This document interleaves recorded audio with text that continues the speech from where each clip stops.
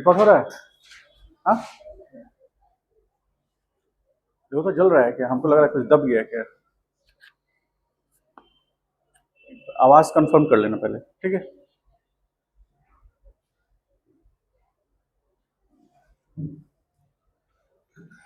चलिए, टीपीएस मिला आप लोग को? वैसे ही केमिस्ट्री और फिजिक्स में भी मिलेगा। फिजिक्स में मिल गया, केमिस्ट्री बायो मैथ सब में मिलेगा, ठीक है।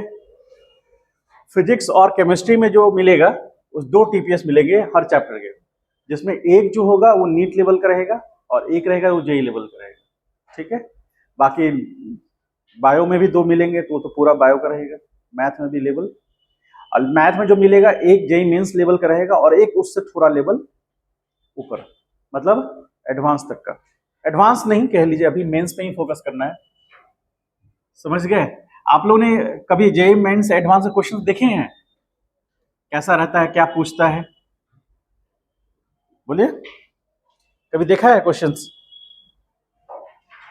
कुछ नहीं बोल रहे हैं, हाँ या नहीं बोलिए। देखे हो? नहीं देखे? ठीक। अभी कुछ दिन में मिलेगा आपको पीवाईक्यू। पीवाईक्यू समझ रहे हैं? प्रीवियस ईयर्स क्वेश्चन, उससे आपको आइडिया लगेगा थोड़ा।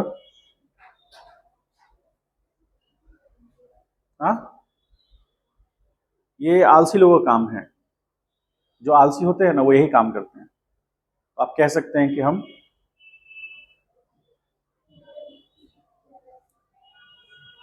आइए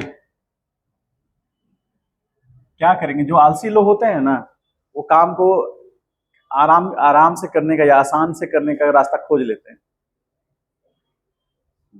आइए,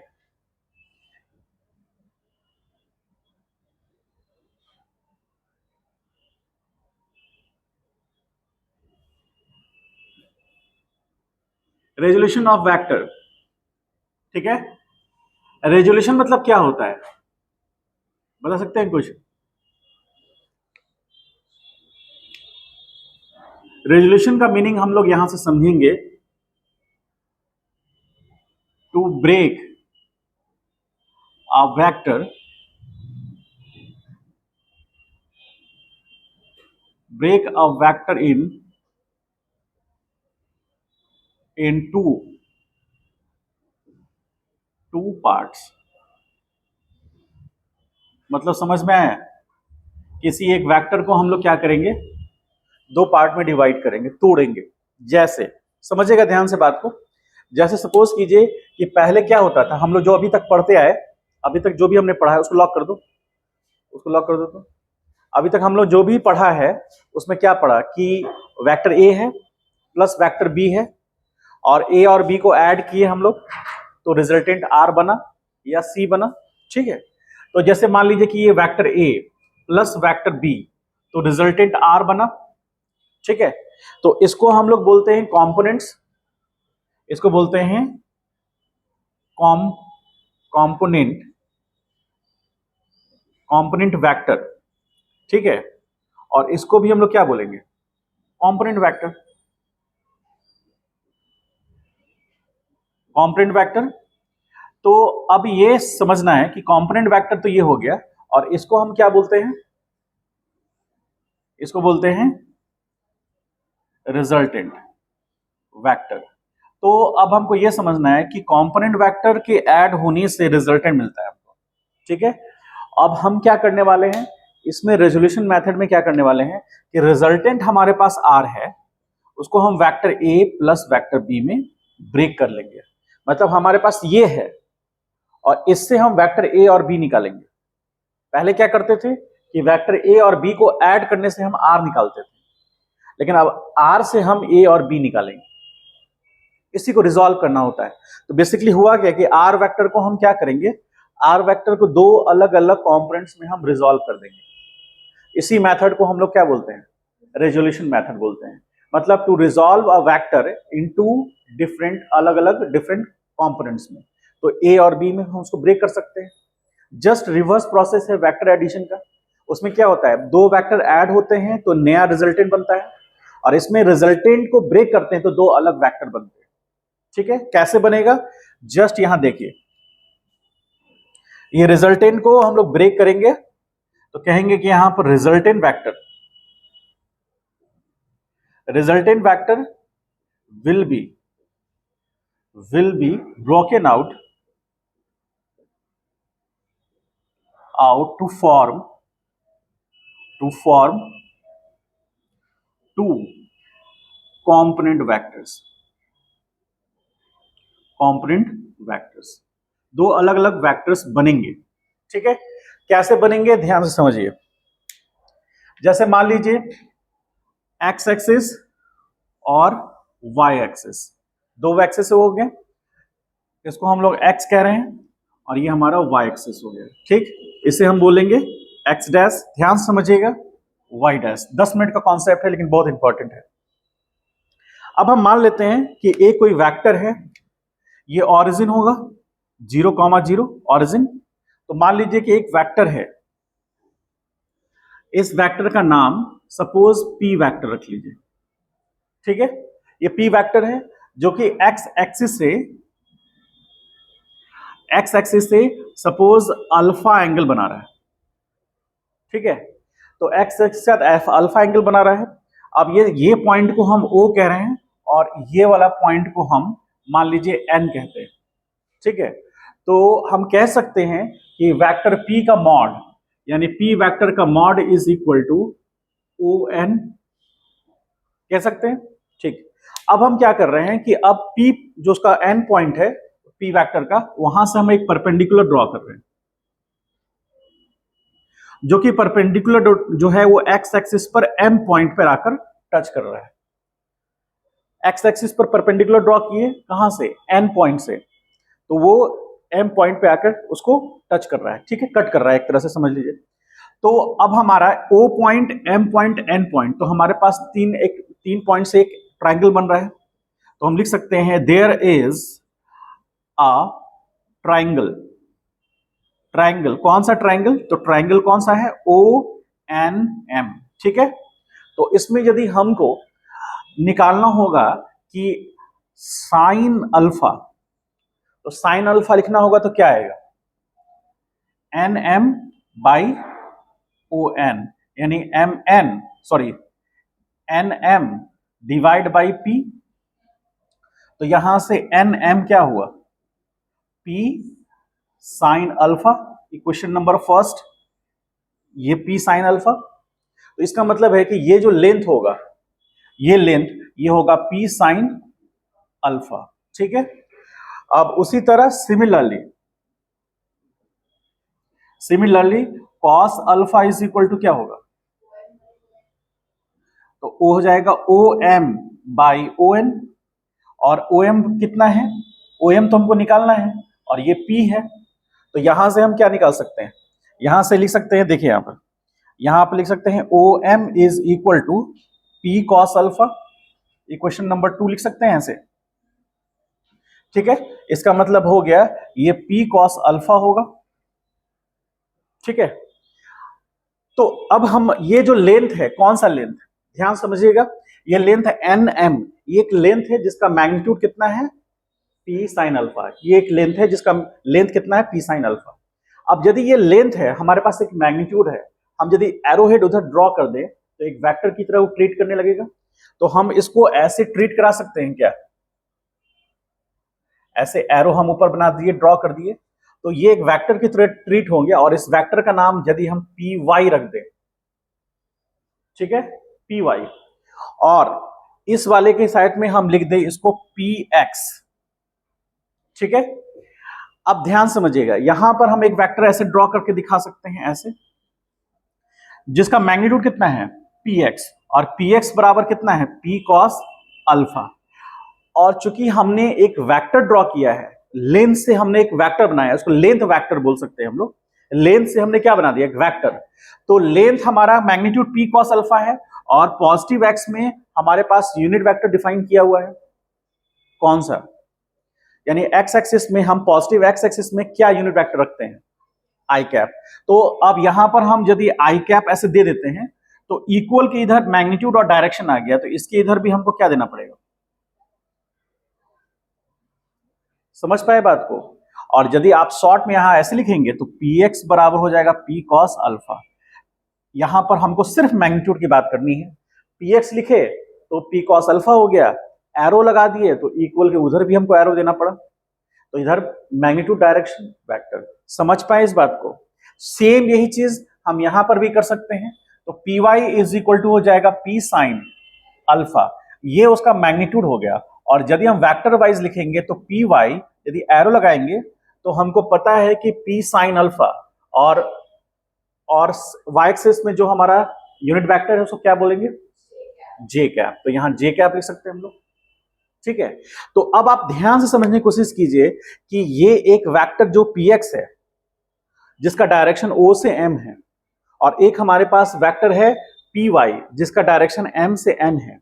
तो ये वेक्टर फर्स्ट वेक्टर का हेड सेकेंड वेक्टर के टेल से जुड़ा हुआ है, और इन दोनों का रिजल्टेंट ये पी वेक्टर हुआ। तो हम इसको एक्सप्रेशन के अनुसार लिख सकते हैं। तो हम क्या लिख सकते हैं? देन वी कैन राइट, क्या हम लिख सकते हैं कि vector P is equal to vector P X plus P Y. ऐसा लिख सकते हैं क्या?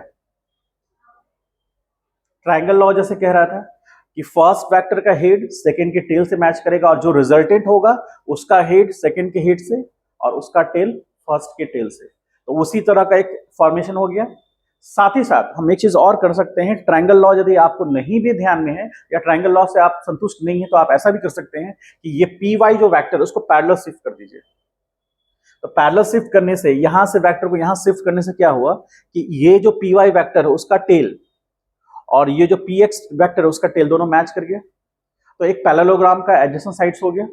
और कैसा पैरेललोग्राम है? ऐसा पैरेललोग्राम जिसका कि एंगल कितना है? 90 डिग्री। तो वो एक तरह से रेक्टेंगल को शो करेगा। तो एक रेक्टेंगल को शो करेगा तो कुछ इस तरह से हम ड्रॉ कर सकते हैं। ये हो गया पी वाई। ठीक है, अब सिचुएशन क्या हुआ? पी एक्स वैक्टर और पी वाई वैक्टर दोनों का टेल पॉइंट मैच कर गया, एक रेक्टेंगल बन गया। ठीक है, और रेक्टेंगल बन गया, और देखिए रिजल्टेंट जो है वो उनके कॉमन टेल पॉइंट से पास कर रहा है, जो अल्फा एंगल बना भी रहा है।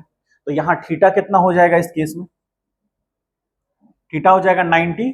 अल्फा किसके बीच का एंगल होगा? फर्स्ट पी एक्स वैक्टर और रिजल्टेंट वेक्टर पी के बीच का एंगल हो जाएगा। तो हम जो पैरेललोग्राम लॉ थे उसको भी हम देख पा रहे हैं, ट्रायंगल लॉ से भी हम देख पा रहे हैं, और पैरेलल शिफ्ट करने से वेक्टर चेंज होता नहीं है। तो हम ये लिख पाए ना। तो अब यदि हम यहां पर p वेक्टर लिखेंगे तो ध्यान से देखिए, px की जगह पर लिख सकते हैं p cos alpha I cap plus p sine alpha J cap, ऐसा लिख सकते हैं हम लोग। ठीक है, तो अब यहां पर सिचुएशन क्या है कि जो p वेक्टर है वो दो वेक्टर से मिलकर बना, p cos alpha, sorry theta यहां अल्फा, और यहां p साइन अल्फा। हम पहले ही बोले थे कि हमारे पास रिजल्टेंट वेक्टर होगा, उसको ब्रेक करके हम दो कंपोनेंट वेक्टर बना सकते हैं। तो यहां पर p, ये जो है वेक्टर है, ये वेक्टर, इसको हम लोग कौन सा वेक्टर बोलेंगे? Component, component vector. और ये भी वेक्टर क्या कहलाएगा? Component vector. कंपोनेंट वेक्टर ये भी कहलाएगा, और ये हमारा रिजल्टेंट वेक्टर है, रिजल्टेंट वेक्टर। अब समझना यह है कि अब रिजल्टेंट वेक्टर को तो हमने एक्सप्रेस कर दिया, तो रिजल्टेंट वेक्टर p जो है उसका मैग्नीट्यूड भी होगा और उसके पास डायरेक्शन भी होगा। ठीक है, तो ये p वेक्टर बना है इस वेक्टर से और इस वेक्टर से। ठीक है, अब इस p वेक्टर का यदि मैग्नीट्यूड निकालेंगे, ठीक है, तो हमको क्या देखना होगा? जैसे यहां मान लीजिए कि r वेक्टर होता, r वेक्टर बराबर vector a plus vector b होता, तो r वेक्टर का मैग्नीट्यूड क्या होता? Root under A square plus B square plus 2ab cos theta. तो यहां पर इस जगह पर हमारा a क्या है? p cos अल्फा, और b क्या है? और उनके बीच का एंगल कितना है? 90। p cos अल्फा और p sin अल्फा के बीच का एंगल 90 डिग्री है, तो उनके बीच का एंगल 90 वहां पुट करेंगे और रिजल्ट निकाल के देखेंगे। फिलहाल आप क्या कीजिए, इसको राइट डाउन कर लीजिए, यहां तक करिए, फिर मैग्नीट्यूड डायरेक्शन निकालते हैं।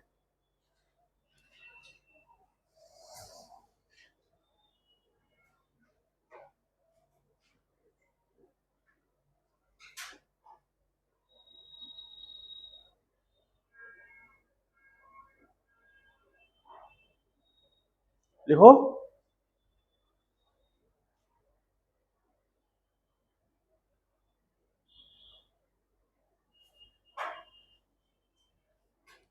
तुम आई कार्ड नहीं पहनी हो क्या?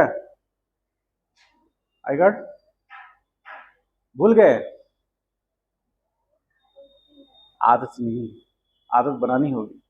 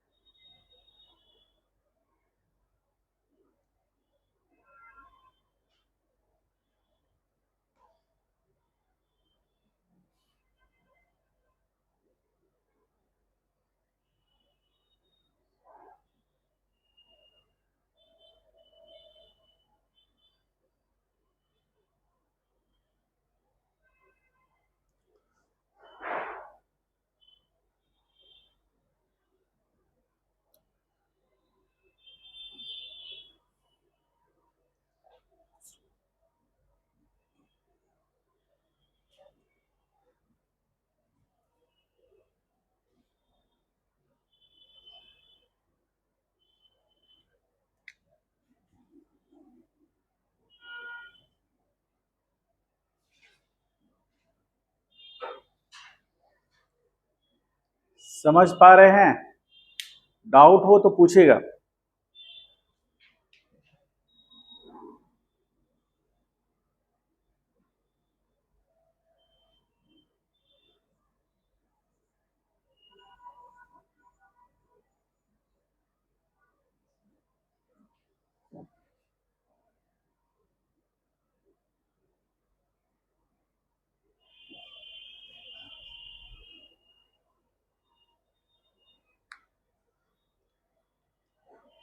फास्ट थोड़ा सा लिखिएगा।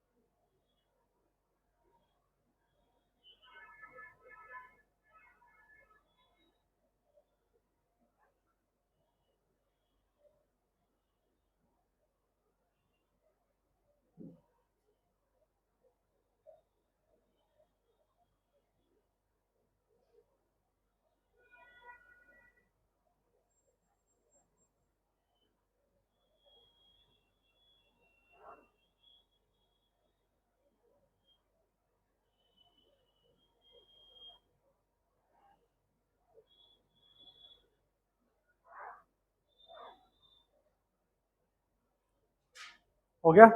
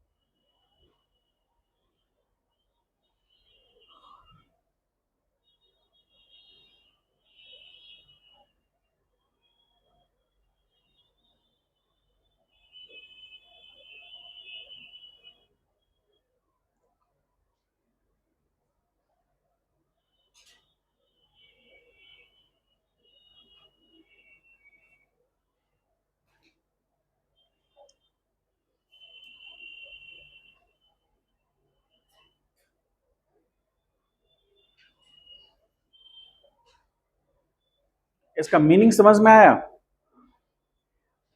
देखिए, हो गया, लिख लो, पहले लिख लो। हो गया कंप्लीट? हो गया? देखिए यहां पर इसका मीनिंग ये हुआ कि मान लीजिए थोड़ा देर के लिए कि ये जो वेक्टर है वो फोर्स को रिप्रेजेंट कर रहा है। फोर्स भी एक वेक्टर है, फोर्स को रिप्रेजेंट कर रहा है। तो मान लीजिए कोई फोर्स ऐसे लग रहा है, मतलब हॉरिजॉन्टल एक्सिस से कुछ एंगल पे लग रहा है, हॉरिजॉन्टल एक्सिस कुछ एक्सिस पे लग रहा है, एंगल पे लग रहा है। तो उस फोर्स का दो कंपोनेंट ब्रेक करे तो एक एक्स एक्सिस में लगता हुआ नजर आएगा और एक वाई एक्सिस में लगता हुआ नजर आएगा। ठीक है, तो ये जब ये फोर्स हम एक्स और वाई में ले लेंगे तो ये फोर्स हट जाएगा, इस फोर्स का इफेक्ट खत्म हो जाएगा, क्योंकि इस फोर्स का इफेक्ट किधर हो गया, एक्स और वाई में हो गया। याद कीजिए कभी बच्चा में आप जो कार हो आपका, जो एक बड़ा सा आपका खिलौना होगा कार, ठीक है, प्लास्टिक का कार, उसमें आप रस्सी बांध करके ऐसे खींचे होंगे कभी, बच्चा में आप ऐसे करके रस्सी बांध के खींचिएगा, खींचे होंगे। तो खींचने पर क्या हो रहा है कि जिस डायरेक्शन में आपने रस्सी से फोर्स लगाया उस डायरेक्शन में तो कार नहीं आता, कार आता है हॉरिजॉन्टल लेवल पे। तो कार जो है हॉरिजॉन्टल एक्सिस में क्यों फोर्स एक्सपीरियंस करता है, क्योंकि ये पीएक्स काम करता है उस पर। पीएक्स क्या करता है, उसको हॉरिजॉन्टल डायरेक्शन में फोर्स देता है। यदि आपका कार जिधर आपने फोर्स लगाया रस्सी से उधर मोशन करता तो वो जमीन को छोड़ चुका होता, लेकिन जमीन को छोड़ता नहीं है, वो जमीन के साथ चलता है। तो जमीन के साथ चलता है यानी कि ये वाला फोर्स डोमिनेट करता है। इस फोर्स का एक कंपोनेंट उसको हॉरिजॉन्टल एक्सिस पे ले जाता है और एक फोर्स वाई एक्सिस में लग रहा होता है, लेकिन वो इतना ज्यादा नहीं होता है कि उसको जमीन से उठा दे। लेकिन जब उसको आप लेके बहुत नजदीक आ जाइएगा, नजदीक आइएगा तो एंगल बढ़ता चला जाएगा, बढ़ता जाएगा, ये उधर शिफ्ट होता चला जाएगा। उधर जब शिफ्ट होगा तो ये घटता चला जाएगा, वाई वाला बढ़ता चला जाएगा, और फिर उठाइएगा तो आपके हाथ में वो रस्सी के साथ आ जाएगा। कभी हुआ है ऐसा? तो ये उस चीज को एक्सपीरियंस करता है कि जब ये एंगल बड़ा होगा तो ये एंगल बड़ा होते होते होते होते ऊपर शिफ्ट कर जाएगा, तो एक्स कॉम्पोनेंट जीरो हो जाएगा। ठीक है, और इसी को हम लोग एक्स कॉम्पोनेंट भी बोलते हैं। यहां पर ऐड कर दीजिएगा एक्स और ये वाई, ऐसे हम लिख सकते हैं एक्स कॉम्पोनेंट ऑफ वेक्टर और ये वाई कॉम्पोनेंट ऑफ वेक्टर। क्यों हम इसको एक्स और वाई क्यों कह रहे हैं, क्योंकि एक्स एक्सिस में लिया गया यूनिट वेक्टर आई कैप है और वाई एक्सिस में लिया गया यूनिट वेक्टर जी कैप है। ठीक है, अब ये जो वेक्टर पी है, यदि एक्स एक्सिस और वाई एक्सिस के अलॉन्ग हमने उसको एक्सप्रेस किया है तो इसका मैग्नीट्यूड निकालना है हमको और इसका डायरेक्शन भी निकालना है। तो देखिए, फॉर मैग्नीट्यूड बहुत इजी है। कैसे? तो P is equal to root under, इसको बोलेंगे हम P X square plus P Y square, ठीक, plus 2px into P Y into cos theta, और थीटा हमारे पास 90 डिग्री है। क्यों? क्योंकि जब भी ध्यान में रखिएगा, एक चीज को ध्यान में रखना है कि यदि एक कंपोनेंट एक्स एक्सिस में है और एक वाई एक्सिस में, तो ऐसे भी बाय डिफॉल्ट एंगल 90 डिग्री होगा, उस केस में हमेशा कॉस 90 होगा। और यहां पर कॉस 90 हम यदि पुट करेंगे तो ये पूरा का पूरा टर्म जीरो हो जाएगा। तो यहां पर P vector is equal to क्या आएगा, root under P X square plus P Y square. यही उस रिजल्टेंट वेक्टर पी का मैग्नीट्यूड होगा जिसका एक कंपोनेंट एक्स एक्सिस में है और दूसरा कंपोनेंट वाई एक्सिस में है। ठीक है, हमेशा उसके लिए होगा। तो हम इसको ऐसे लिख सकते हैं, यहां पर इसको अंडरलाइन कर सकते हैं, इंपॉर्टेंट रिलेशन है। अब यदि पी एक्स का वैल्यू हम पुट कर दें तो P vector is equal to हो जाएगा root under P cos alpha I का whole square plus P sine alpha का होल स्क्वायर। अब ध्यान से देखिए, इसको आगे सॉल्व करेंगे तो पी ही आ जाएगा, आएगा? बोलिए, इसको फर्दर सॉल्व करेंगे तो P square cos square alpha plus P square sine square alpha, P square common हो जाएगा तो cos square alpha plus sine square alpha 1 हो जाएगा, और रूट अंडर पी स्क्वायर का वैल्यू पी होगा, तो फिर घूम करके पी ही आ जाएगा। ठीक है, ये अभी इसलिए हो रहा है क्योंकि हम लोग वैल्यू नहीं पुट कर रहे हैं, जब कॉस अल्फा का वैल्यू पुट करेंगे तो अलग अलग होगा। समझ गए? तो ये मैग्नीट्यूड निकल गया। अब हम बात करते हैं ध्यान से कि हमको अल्फा की बात करनी है। ठीक है, तो tan अल्फा यदि हम यूज करें फॉर डायरेक्शन, यहां पर एक चीज हम लिख देते हैं कि यहां शॉर्ट में कि इफ टू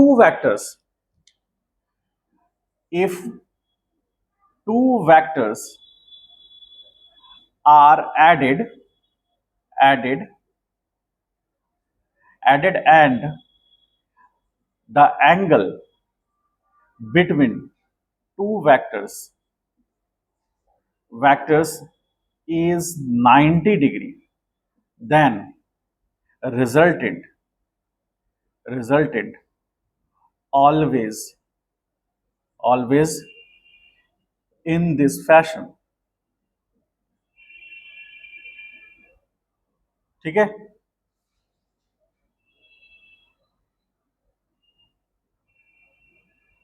ठीक है, इन दिस फैशन, मतलब इस तरह का रिजल्टेंट आएगा कब, जब दो वेक्टर के बीच का एंगल 90 डिग्री होगा, तो हमेशा P X square plus P Y के टर्म में आएगा।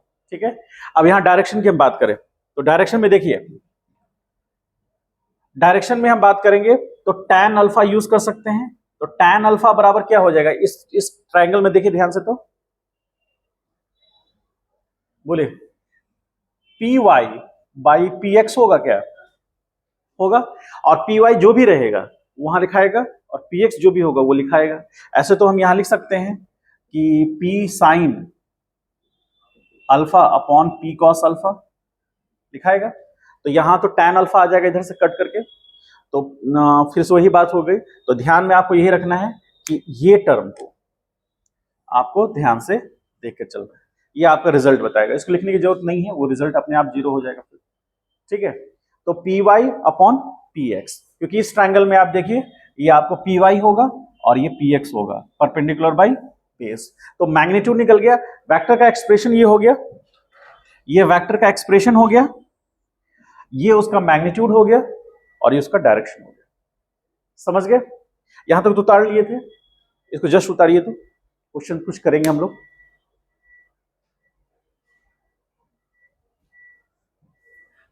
कोई डाउट है तो पूछ लीजिए, सबको डाउट क्लियर है? खुशी, डाउट नहीं है? Clear doubt? अभी नहीं है, पूछें? ठीक,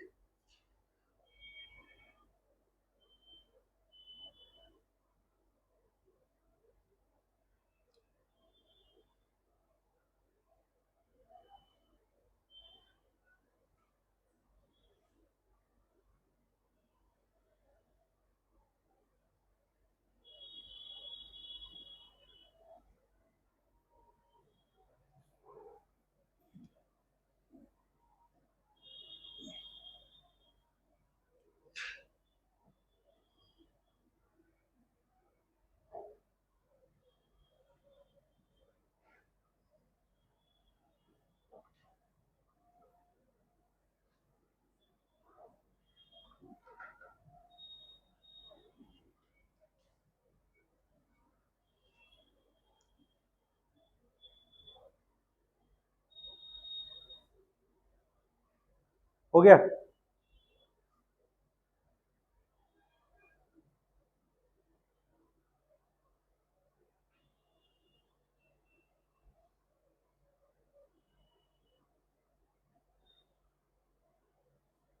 आगे बढ़े,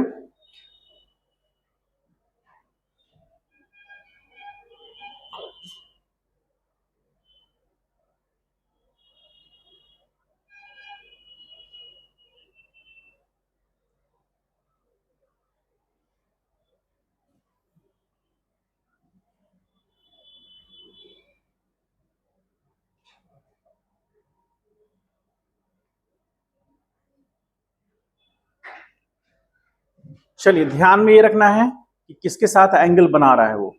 ठीक है, जैसे छोटा सा एग्जांपल देके बताते हैं, गर्मी लग रहा है? हाँ,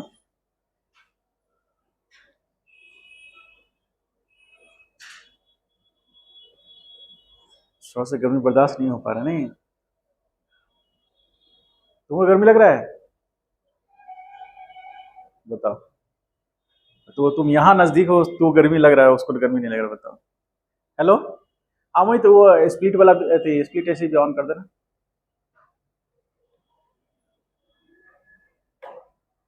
चलिए देखिए, यहां पर आपको ध्यान में रखना है, जस्ट एक छोटा सा क्वेश्चन, जैसे ये पॉइंट सेंटर पॉइंट है, मान लीजिए कि एक वेक्टर इधर है, इस वेक्टर का नाम हम आर दे देते हैं, ध्यान समझिएगा क्या कहना है, इस वेक्टर का आर नाम देते हैं। ठीक है, तो ये वेक्टर जो है वो इसके साथ अल्फा एंगल बना रहा है, किसके साथ, वाई एक्सेस के साथ।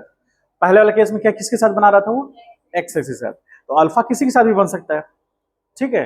तो आप ये अल्फा होगा तो इसको आप 90 माइनस अल्फा मान सकते हैं, 90 माइनस अल्फा कह सकते हैं इसको, ठीक है। अब आइए, समझना ये है, उतना हमको कैलकुलेशन करने की जरूरत नहीं है, हमको समझना ये है कि जिसके साथ एंगल बनेगा उसके साथ कंपोनेंट जो आएगा वो कॉस में आएगा, ठीक है।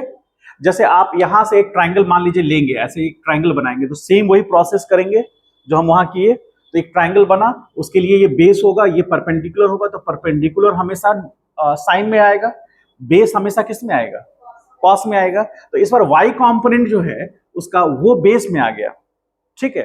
तो यहां पर ये वाला जो वेक्टर होगा, इस वेक्टर का नाम आर दिए तो हम इसको आर वाई देंगे। तो आर वाई बराबर क्या आ जाएगा, आर कॉस अल्फा आएगा। वाई इसलिए क्योंकि वर्टिकल कंपोनेंट है वो, ठीक है। लेकिन मैग्नीट्यूड कितना आया इसका, आर कॉस अल्फा आया, ठीक। अच्छा, अब ये वाला वेक्टर जो इसको हम लोग ऐसे लेंगे, याद है ट्राइंगोनोमेट्री वो अभी जस्ट किए हम लोग। तो ये जो वेक्टर लेंगे तो ये हम आर वाई लिखे, आर एक्स लिखेंगे, क्यों, क्योंकि एक्स एक्सिस के पैरेलल है वो। तो यहां क्या होगा, ये हो जाएगा आर साइन अल्फा। अब थोड़ा सा हमको ये देखना है कि ये जो वेक्टर है आर, ये जो आर वाई है, सॉरी आर एक्स है, तो आर एक्स को पैरेलल शिफ्ट करेंगे तो ऐसा दिखेगा। तो ये आर एक्स जो है वो पॉजिटिव एक्स में कि नेगेटिव एक्स में, नेगेटिव एक्स में है। तो इस डायरेक्शन में यदि हम एक्स लेंगे तो आई कैप होगा, उसके नेगेटिव डायरेक्शन में लेंगे एक्स डैश तो ये हमारा माइनस आई कैप होगा। इस डायरेक्शन में वाई लेंगे ये जे कैप होगा, और नेगेटिव डायरेक्शन में वाई डैश लेंगे जो कि माइनस जे कैप होगा। तो उसके अकॉर्डिंग हम चले तो हमको लिखना क्या है, लिखना है R vector that is equal to, लिखना है सबसे पहले एक्स कंपोनेंट को लिखें तो R X minus I cap, क्यों, क्योंकि एक्स एक्सिस के नेगेटिव डायरेक्शन में है, plus R Y J cap. ये समझ पाए आप।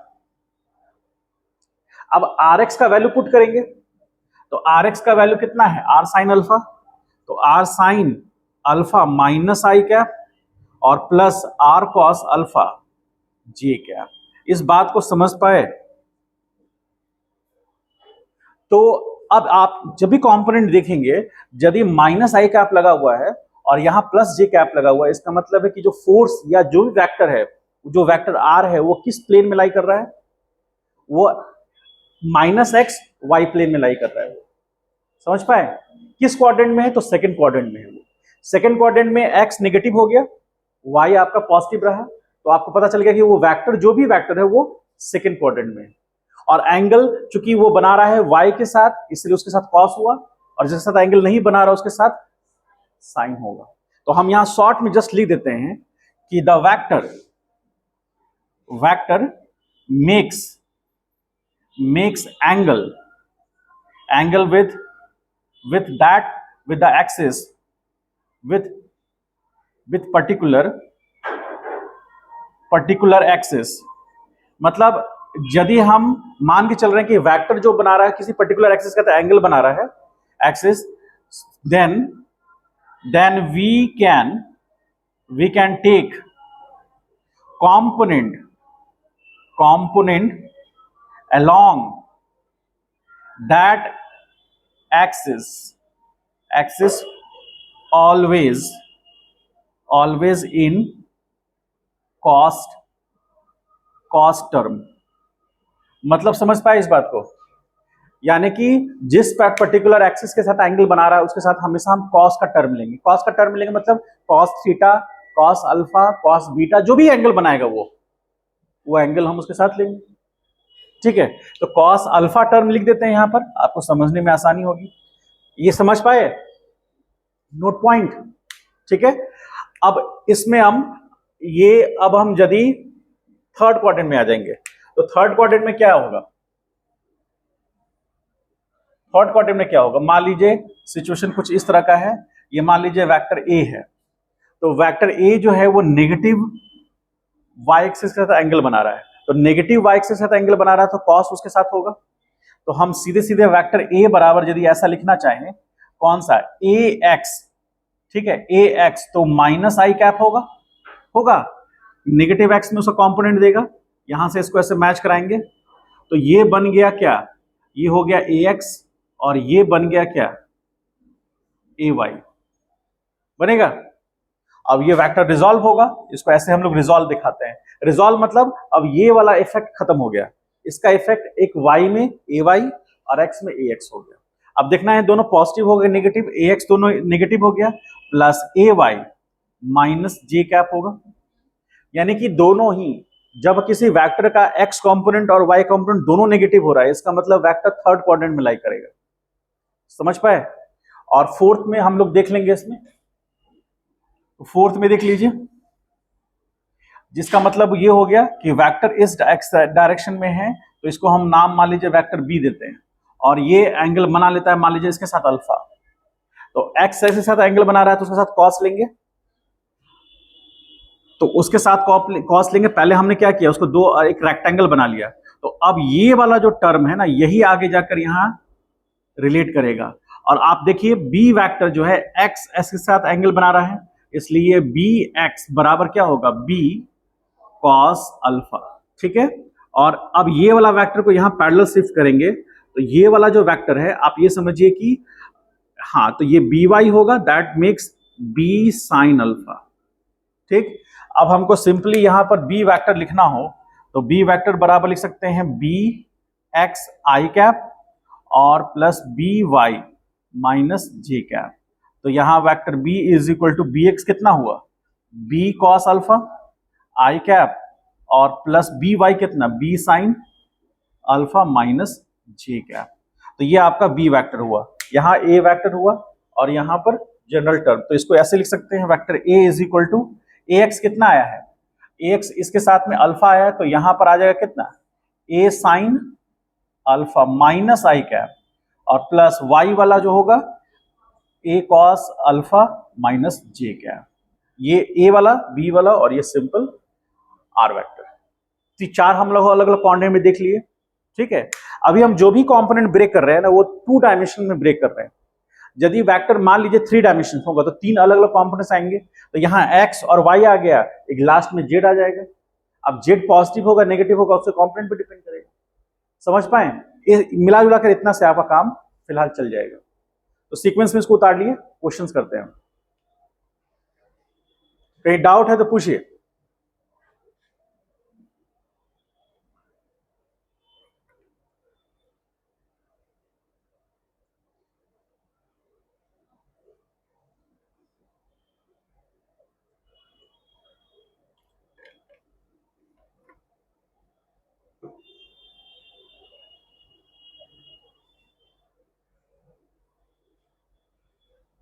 इसको एग्जाम्पल आप फर्स्ट ले लीजिए, एग्जाम्पल फर्स्ट ले लीजिए, एग्जाम्पल टू ले लीजिए, एग्जाम्पल टू, इसको एग्जाम्पल थ्री ले लीजिए।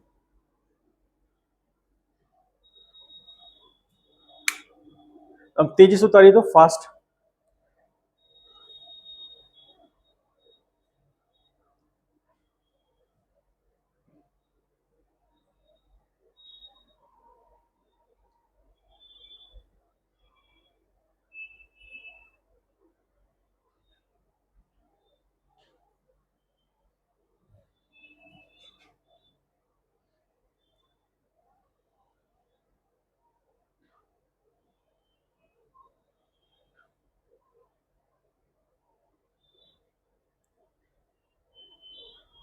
किसी को डाउट नहीं है।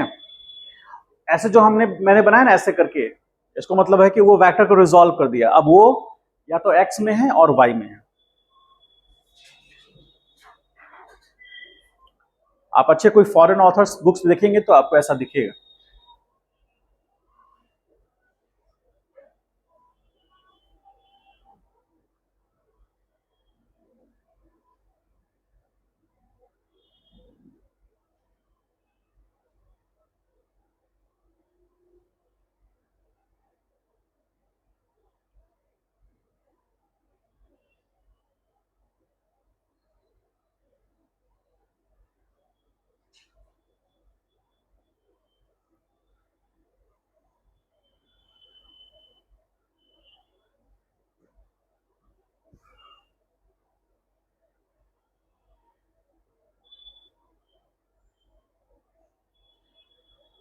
केमिस्ट्री में क्या चैप्टर, कौन सा चैप्टर चल रहा है? Mall concept. अच्छा, वही स्टार्टिंग चैप्टर वही था ना। और मैथ में सेट्स।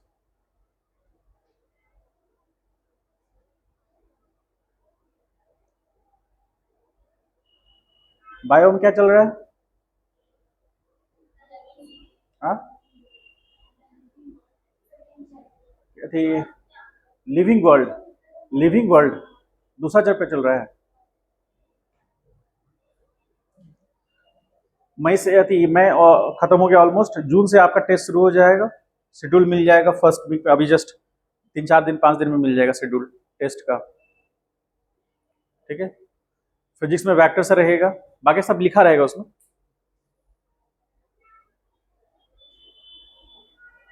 कल 12th वालों का टेस्ट हुआ है, आज रिजल्ट आएगा उन लोग का। आज पूरा क्लास बेइज्जती वाली क्लास होगी, बेइज्जती होगी।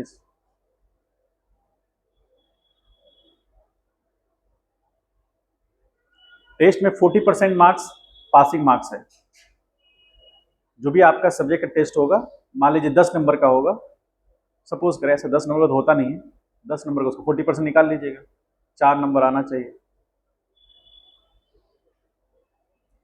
4 नंबर है मतलब 40% है तो सेफ है, घर पे कॉल नहीं जाएगा, नहीं तो फिर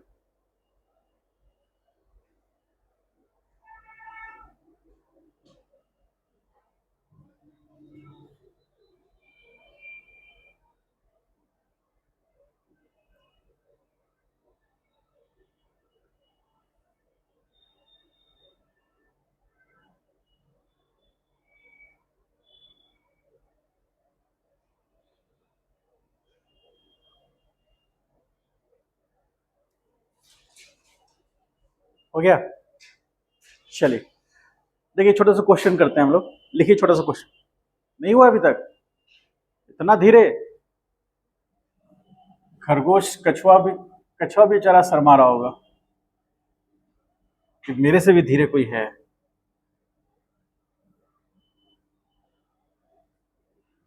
आजकल का बच्चा भी कछुआ खरगोश का कहानी सुनना नहीं चाहता है। नहीं, छोटा बच्चा भी कछुआ खरगोश का कहानी सुनना नहीं चाहता है।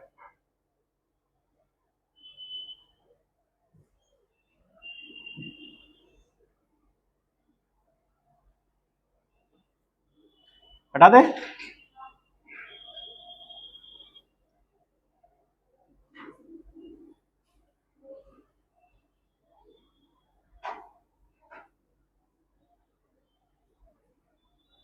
जस्ट एक छोटा सा क्वेश्चन करते हैं हम लोग।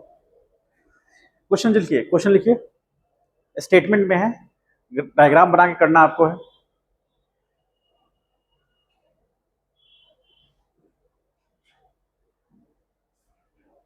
क्वेश्चन लिखिए। आकार आकार मूव्स विथ वेलोसिटी, आकार मूव्स विथ वेलोसिटी 5 मीटर पर सेकेंड 30 डिग्री, 5 मीटर पर सेकेंड 30 डिग्री और north of east, 30 degree north of east. ठीक है, फाइंड फाइंड पहला number it's component, find its component along east and north, along east and north। Second number पे लिखिए, find unit vector in the direction of motion of car। Find the unit vector in the direction of motion of car।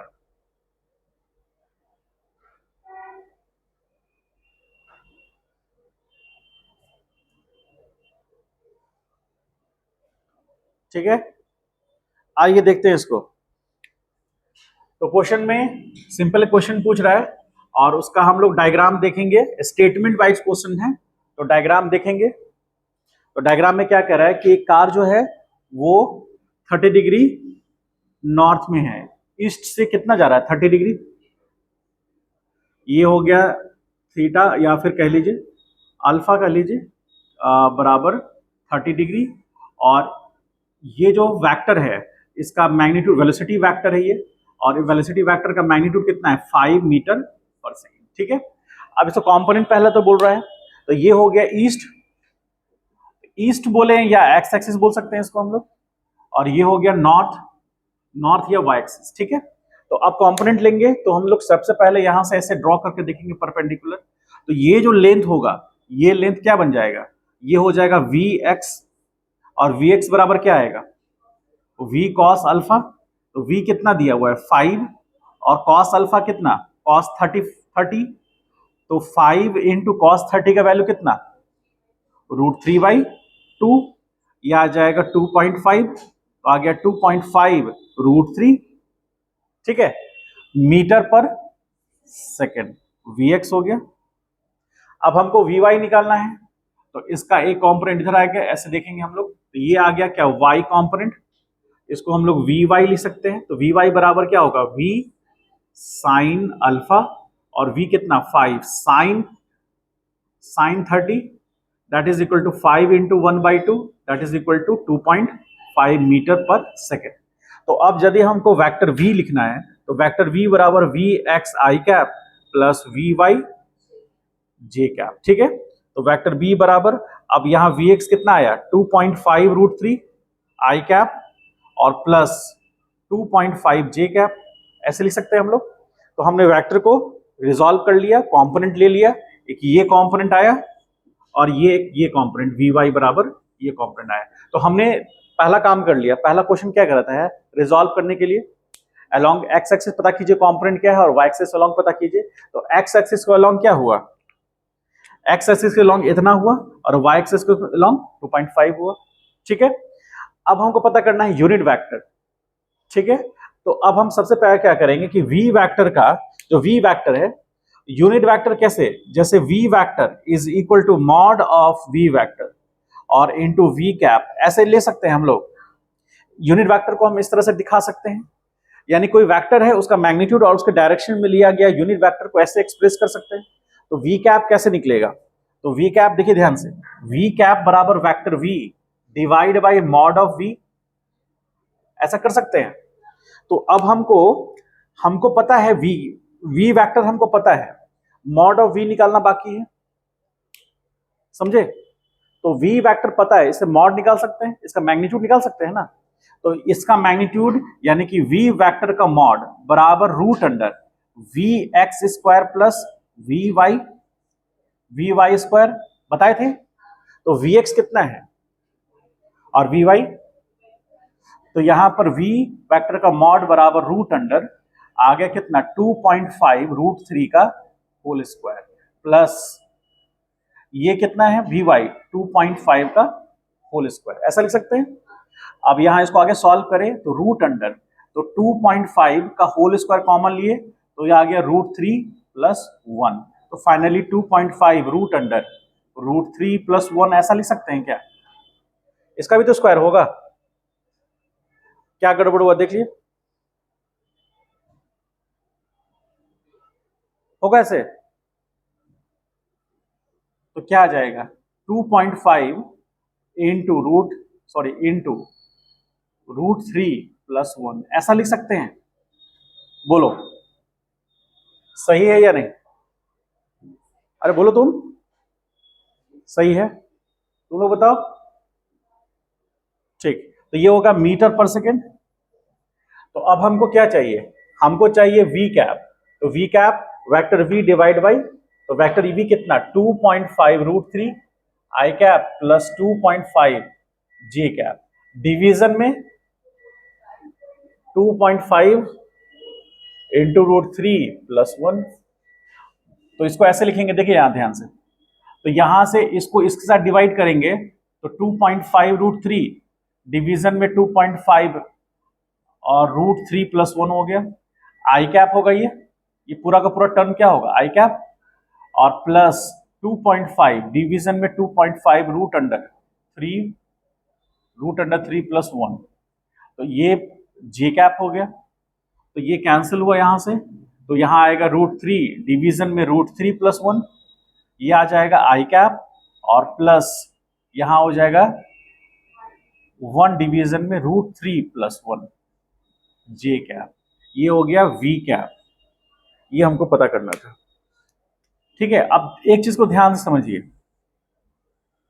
कि ये resulted, ये आया हमारा unit vector, ध्यान समझिएगा अभी, ये हमारा यूनिट वेक्टर आया, जिसका मैग्नीट्यूड, जिस वेक्टर को हम कैसे एक्सप्रेस किए हैं, √3 प्लस वन, आई कैप हुआ, और प्लस ये वाला 1/√3 प्लस वन हो गया जे कैप, उसका सेकंड का कॉम्पोनेंट हो गया। तो अब ये यूनिट वेक्टर जो है वो आई और जे के टर्म में डिफाइंड हो गया है, इसका मैग्नीट्यूड कितना होना चाहिए, 1 होना चाहिए, क्योंकि ये वेक्टर भी किधर डिफाइंड है, आई और जे में, तो उसी के डायरेक्शन में हमने यूनिट वेक्टर लिया है। बस अंतर ये है कि इसका मैग्नीट्यूड 1 नहीं हो, 1 हो भी सकता है, नहीं भी हो सकता है, ये वेक्टर है, लेकिन इसका मैग्नीट्यूड क्या होना चाहिए, 1। यदि इसका मैग्नीट्यूड 1 नहीं है तो ये यूनिट वेक्टर नहीं होगा। तो हम देखते हैं मैग्नीट्यूड 1 आता है कि नहीं, चेक करते हैं हम लोग, तो चेक करते हैं हम लोग, ठीक है।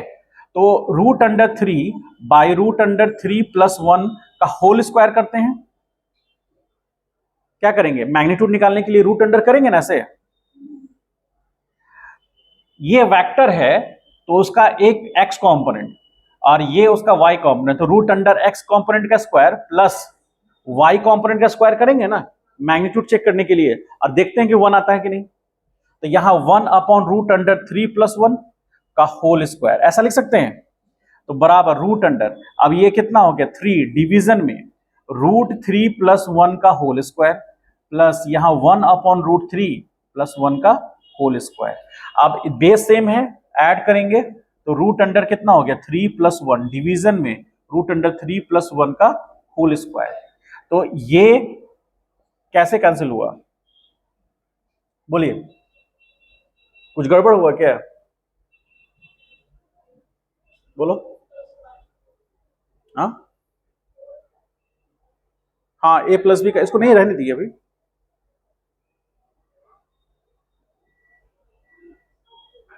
बोलो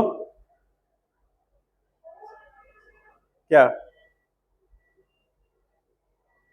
हाँ, तो ये 4 हो जाएगा, और इसका इसका स्क्वायर करेंगे तो करके देखते हैं, तो बराबर रूट अंडर 4 अब प्लस √3, ए प्लस बी की स्क्वायर पे तोड़ेंगे तो A square plus B square plus 2 √3 into 1, तो बराबर रूट अंडर, यहाँ 4 डिवीजन में 4 प्लस कितना 2√3 आया, तभी भी इसका वैल्यू 1 थोड़ी ना होगा, 1 होगा, तो कहीं मिस्टेक हुआ है, देखिए कहां मिस्टेक हुआ है,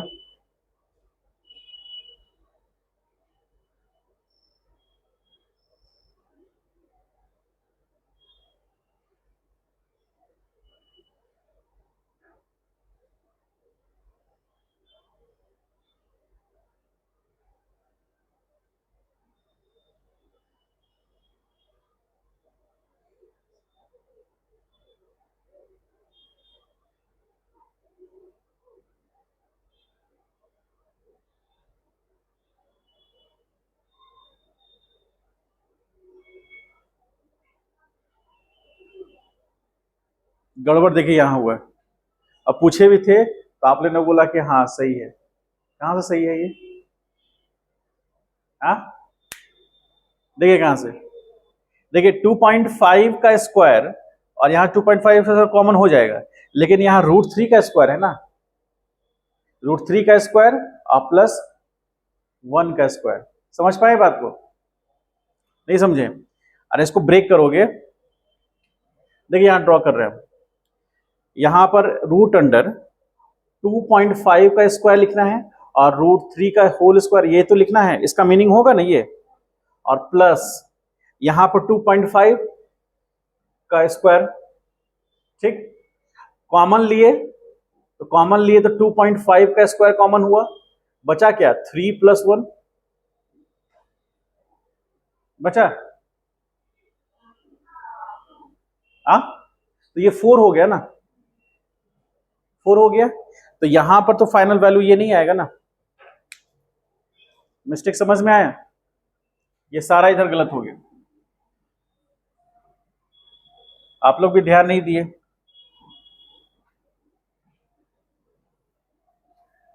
जब पूछे हाँ तो ध्यान से देख कर बताइए।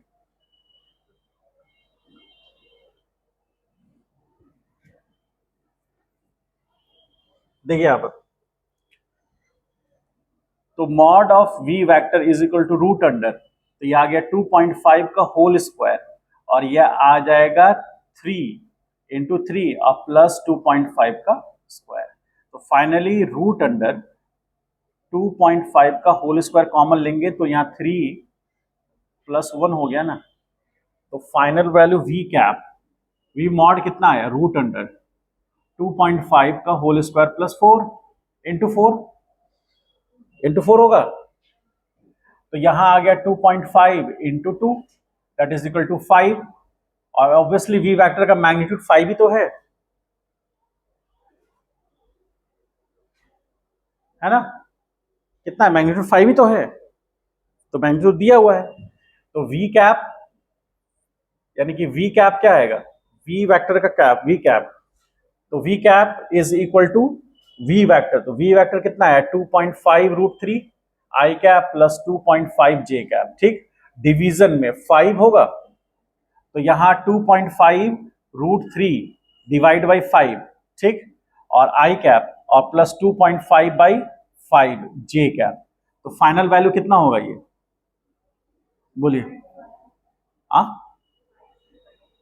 ये 2 टाइम्स में कट जाएगा तो √3/2 हो गया आई कैप, और प्लस ये भी 2 टाइम्स में तो 1/2 जे कैप होगा। ठीक है, तो ये वी कैप वेक्टर आया, जो पहले नहीं आया था, गलत था, ये सही हुआ। अब जो ये वी कैप वेक्टर आया है, तो वी कैप वेक्टर का मैग्नीट्यूड 1 होना चाहिए, तभी तो सही होगा। तो अब हम चेक कर रहे हैं, तो चेक करेंगे तो रूट अंडर √3/2 का होल स्क्वायर प्लस 1/2 का होल स्क्वायर बराबर रूट अंडर, एलसीएम लेंगे तो ये 4 होगा, और ये कितना होगा, तो ये 3 होगा और प्लस ये 1 होगा, बराबर root under 4/4 that is equal to 1 unit, और यूनिट में क्या है, मीटर पर सेकेंड। समझ पाए इस बात का? तो हमको अभी सबसे इंपॉर्टेंट क्या समझना है इसमें, कि हमको वी कैप बराबर क्या लिखना है, वी कैप बराबर V vector divide by its magnitude. तो वी वेक्टर और उसके मैग्नीट्यूड से हम डिवाइड करेंगे तो हमको वी कैप मिलेगा। वी कैप का मैग्नीट्यूड हमेशा क्या होगा, 1 होगा, और आया भी है। समझ गए? छापिए, उतारिए।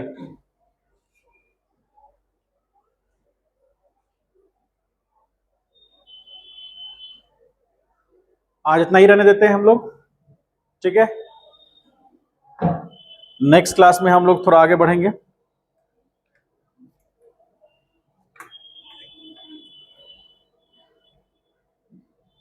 आराम से उतार लीजिए।